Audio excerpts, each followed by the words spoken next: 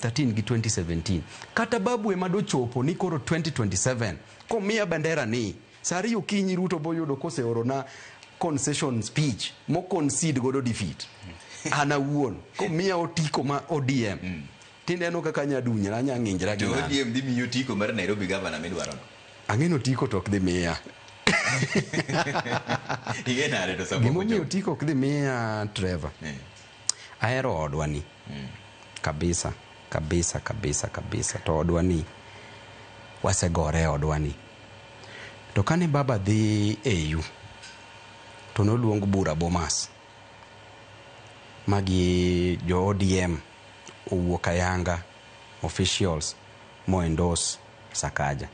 mowacho ni Sakaja ema koro kaw nyaka 2027 nyaka beyond kiwe mano kendo nyocha kani dwa gol Sakaja ka nikech wach mag corruption ma MCA wacho ni Sakaja en corrupt oginene ong'injo Nairobi ochamo Nairobi kabisa to tich bendo koti ni neno ka wuonwa ema nyocha okonyo Sakaja kora wacho ni yawa to han babu seche mag gimoro wuok matin kata ng'injo an ok jambo ena ineno ka seche mag ng'injo wuok kata ng'injo na afadhali oywe mondo dhi owite lakini babu kik wanyo wakuothe ot ma gimo kuog oko nikech wawacho dholuo jodhok moko kwadwa no winj gini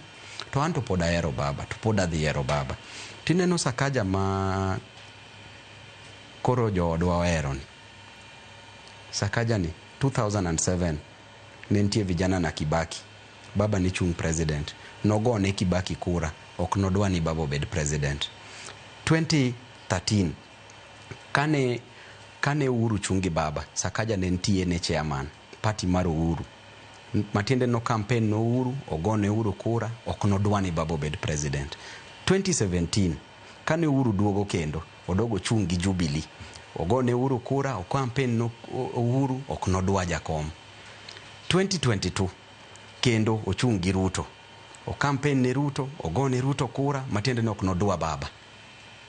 owete na yawa babu okosango babu mosebeda beda kohero chama to ero wuonwani but baba bende na wise person tingeni wuonu bende kose make a decision to en decision ma wuonu mondi penye ni jaduong to akoso kanyi makosa okadwa donje mang'eny